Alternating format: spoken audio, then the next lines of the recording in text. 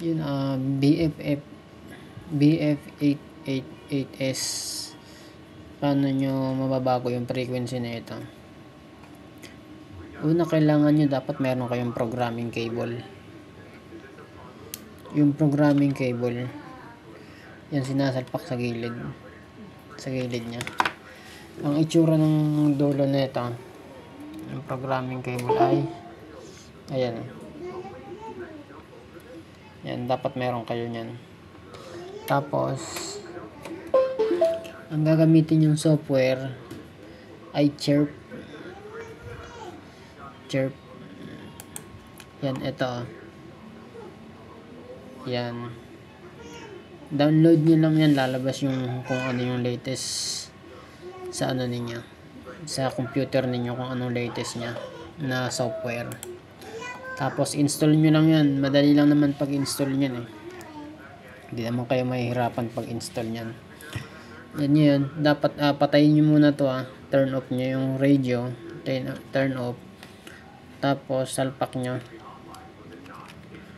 Ngayon, pag nasalpak nyo, pihitin nyo yung volume, tapos itodo nyo. Pag power on, itodo nyo yung volume. Tapos yung programming cable, meron siyang driver na ini-install para magamit nyo yung programming cable. Pag bumili kayo niyan, meron na siyang driver na kasama. May CD yun. Meron siyang kasamang CD. Doon nakalagay yung driver niya. Ngayon, pag na-open nyo na, naka-off siya, tapos itodo nyo lang. Itodo nyo lang siya. Tapos, punta kayo ng download. Ayan. Tapos, dito sa port, teka lang. Punta kayo dito sa may baba, right click nyo, punta kayo ng device. Yan, device. Yan, kaya kayo pumunta dyan kasi yung port, yung programming cable, eto siya. Ayan yun, USB serial CH340 COM3. Ibig sabihin dun siya nasa kasalpak sa COM3. Sa COM3 siya nakasalpak. Ngayon, ang kailangan dyan natin itong COM3. Ayan, ngayon, hanapin nyo yan dito sa port. Pag nahanap nyo sa port yan, eto, yun ang ilalagay ninyo. COM3. Pag hindi COM3 yan, hindi gagana yan. Tapos ang vendor, brand ng radyo. Tapos model. Ilagay nyo kung anong model ng radyo. Yan, marami yan dyan. UB82, UB5R. Ano, meron pa nga GT5R. Yan, UB6, UB6R. Yan, marami yan dyan. Ang pipiliin nyo lang ay eto. Yan. Ngayon, i-click nyo yan. Okay. Tapos, pag in-okay nyo yan, merong lalabas dito. I-okay nyo lang yung lalabas doon. Kasi pag bagong, ano pa lang kayo, program, bagong open, yung mga milalabas dyan 2 beses. Okay nyo lang yan. Ngayon, pag na-okay nyo na, pipindutin tong okay, maglo-loading yan. Pag natapos yan, lalabas na yung frequency default netong radio na BF88S. Yan, tapos pag okay, ayan siya. Yan. Ito na yung laman ng Ito na yung laman ng BF88S. Ito nga palang radio na to ay kinonvert ko na kasi ito eh. Ayan battery. Para lang may testing. Yan. Yan, ngayon, kung ito ililipat nyo, halimbawa gusto nyo kopyahin to, kopyahin lahat ng frequency na ito, kailangan i-highlights nyo to lahat. Pag na-highlights nyo yung lahat, ikakopy nyo yung lahat, tapos kailangan may nakabukas pang isa dito, doon nyo i-paste sa isang radyo, copy paste lang ang gagawin dyan.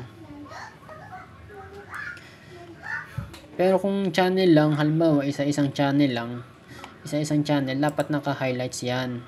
Ayan straight siya, i-highlights nyo yan. Yan. Ito, importante to.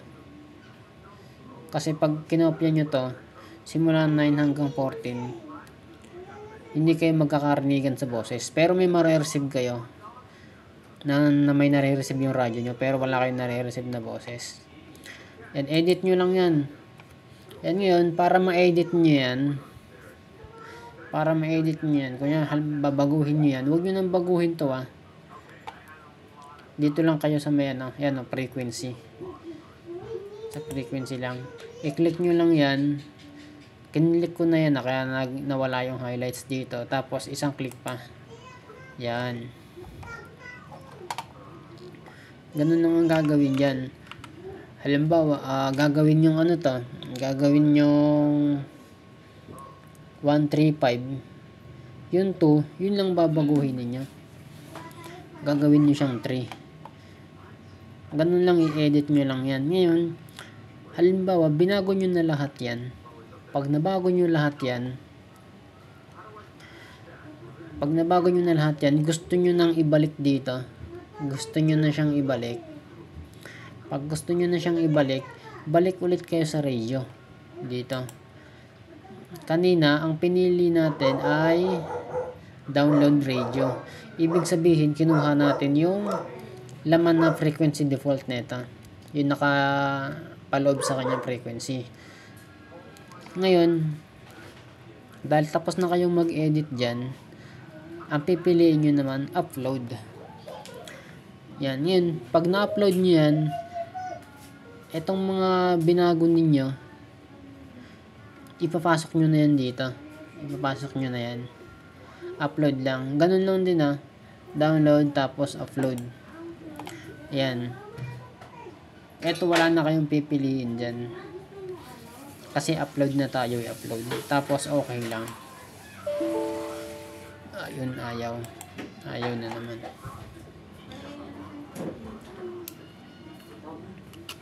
Wala siguro kung binago kaya ayaw. Pinatay ko siya. Tapos open. Yun, upload. Ibig sabihin lahat yan andi dito na. Ganun lang yung gagawin niyo, pa ulit-ulit lang yun. Tapos wag na kayong gumamit ng ibang program. Ito lang ang gamitin yung software. Itong chirp na yan. Ito lang yung gagamitin niyo. Ganun lang yan, paulit-ulit lang yan. Tapos kahit anong na yan, kahit anong radio na pag nagawa nyo na dito, ibig sabihin kaya nyo na rin yan sa UV5R, 3R, kahit saan dyan, kaya nyo na yan pag nagawa nyo yan. Yan, so yun lang muna. Pag may tanong, comment na lang kayo kung ano yung katanungan ninyo. Kung hindi nyo siya halimbawa hindi nyo ma-edit, hindi gumagana yung programming cable, pero mura lang yung programming cable, 150, makakabili ka na yata ng programming cable ng pang Baopeng. Ayun, so doon lang muna.